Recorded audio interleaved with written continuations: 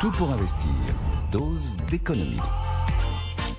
Et Nicolas Dose qui nous ramène à la foire aux bonnes idées, vous savez, on en parle régulièrement de cette foire qui tourne à plein régime. Le Conseil des prélèvements obligatoires a remis hier un rapport avec de nouvelles pistes pour taxer les riches. Lesquelles ?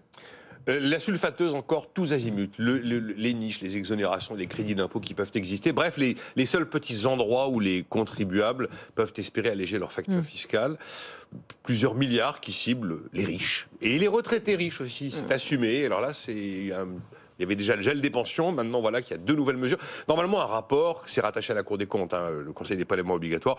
Ce genre de rapport, généralement, ça ne m'inquiète pas, ça cale les amarres normandes, c'est jamais suivi des faits. Sauf qu'en ce moment, cette espèce de tendance au sadofiscalisme, pour citer Jean-Marc Daniel, je crois qu'elle donne des idées à certains élus, certains parlementaires qui seraient en mal d'inspiration pour trouver de nouvelles pistes, parce que alors là, vous avez une liste à l'après-vert absolument géniale.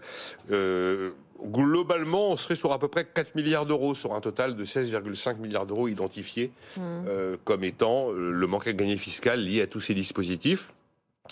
Donc, on trouve la suppression de la demi-part qu'on attribue aux personnes seules qui ont élevé des enfants, mais les enfants ne sont plus à charge aujourd'hui.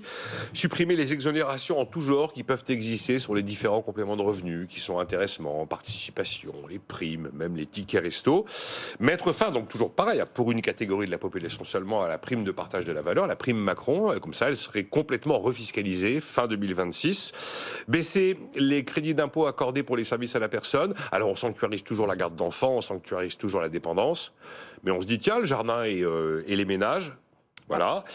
Si vous faites ça, vous avez le travail au noir qui prend le relais tout de suite, ça c'est certain. Supprimer les déductions fiscales pour frais de scolarité, supprimer les déductions fiscales lorsqu'on investit outre-mer, supprimer l'abattement d'impôt sur le revenu auquel on a droit lorsqu'on tire des revenus d'une location meublée type Airbnb. Nous en parlions hier. Baisser la réduction fiscale accordée aux dons de 66 à 50%, et il y a les deux bombes pour les retraités. Alors pareil, le retraité riche, on ne sait pas trop à quel niveau c'est. Supprimer l'abattement de 10% sur l'impôt sur le revenu payé par les pensions. Voilà. Alors évidemment, c'est automatiquement les plus riches, puisqu'il faut déjà être soumis à l'impôt sur le revenu pour avoir un abattement d'impôt. Quand vous n'avez pas d'impôt sur le revenu, vous n'avez pas d'abattement d'impôt. Mais est-on riche quand on paye hier ? Et puis remonter la fameuse CSG à taux réduit des retraités, pour cette catégorie de retraités, au même niveau que les actifs. Donc voilà, la liste, il y a tout ce qu'il faut pour être heureux. C'est le Conseil des prélèvements obligatoires, c'est rattaché à la Cour des comptes, c'est présidé par Pierre Moscovici, qui quand même a été l'homme du ras-le-bol fiscal en 2013. Donc je trouve ça assez ironique de voir qu'on peut nous sortir une telle foire aux bonnes idées, là, comme vous disiez, puisque c'est exactement de ça dont il s'agit. Alors ce rapport a un nom, il s'appelle « Conforter l'égalité des citoyens devant l'imposition des revenus ». Conforter l'égalité des citoyens devant l'imposition des revenus, vous pouvez y jeter un œil, il est disponible sur Internet en libre consultation. Il y a une synthèse, alors il disait le monstre, puis il y a une synthèse, c'est très précis, ça, il n'y a aucun problème. Voilà. C'est un vrai job de magistrat. Oui. Allez le lire, il vaut son pesant de cacahuètes. Il confirme l'ambition de Michel Barnier pour, je vais reprendre son expression, c'est un peu facile, plus de justice fiscale. Alors, c'est là où le seul truc où j'ai été agréablement surpris, c'est qu'on ne va pas jusqu'à tomber dans le travers de voilà, il faut aller taper les riches parce qu'il y a de l'injustice fiscale. Et d'ailleurs, Pierre Moscovici et le rapport rappellent bien la réalité aujourd'hui de la progressivité de l'impôt. Et l'objectif, c'est pas vraiment ça, c'est assez inattendu. En fait, il s'agit de rééquilibrer, comme dit le titre, la répartition auprès des gens qui payent de l'impôt sur le revenu. Oui. Et l'idée, en fait, c'est d'aller taper les célibataires à la retraite ou les célibataires qui ont des hauts revenus pour faire une forme pour rééquilibrer par rapport aux familles qui sont imposées à l'impôt sur le revenu. Il y a 18 millions de foyers fiscaux imposés à l'impôt sur le revenu sur 41 millions de foyers fiscaux. Et vous avez dans des familles où il y a des structures différentes, il peut y avoir des femmes seules. Et donc, si j'ai bien compris, c'est d'améliorer la prise en compte de la structure familiale des gens qui payent l'impôt sur le revenu au moyen des recettes qui seraient générées par cette surtaxation.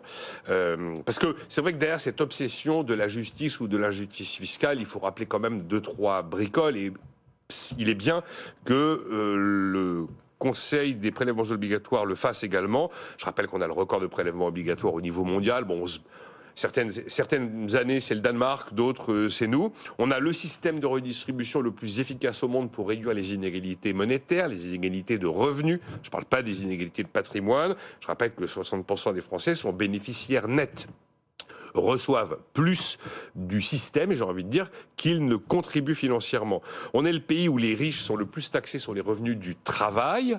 J'ai bien dit du travail. Vous prenez la tranche marginale à 45, vous ajoutez pour les plus riches, donc la CEHR, la contribution exceptionnelle sur les hauts revenus hérités de François Fillon 2011, vous ajoutez les prélèvements sociaux, on arrive à un taux marginal de fiscalité de 59%. Et nous avons un système progressif, et effectivement, le Conseil des prélèvements obligatoires rappelle que 10% des foyers fiscaux rapportent à eux seuls les 3/4 de la recette d'impôt sur le revenu. Donc parler avec tous ces éléments-là d'injustice fiscale, voilà. Après, on sait très très bien qu'il y a effectivement sur une tête d'épingle minuscule, une poignée de contribuables qui ont des revenus qui ne sont essentiellement pas des revenus du travail, mais des revenus qui sont liés à la structure de leur patrimoine, et c'est souvent des revenus du capital, et qu'effectivement, ils arrivent au bout de l'histoire avec un taux marginal d'imposition qui, proportionnellement, va être inférieur à ceux qui sont juste avant. Ceux qui sont juste avant, même si, quoi qu'il arrive, en valeur absolue, ce sont quand même des gens qui vont payer des montants très importants d'impôts. Voilà ce qu'il fallait retenir de la nouvelle journée de la foire aux bonnes idées. Par ailleurs, ce rapport, vous pouvez le consulter. Effectivement, c'est intéressant, cette volonté de prendre en compte la structure familiale. Intéressant, est-ce pour autant suffisant et que des bonnes idées? Je vous laisse en juger. Merci beaucoup Nicolas Dose.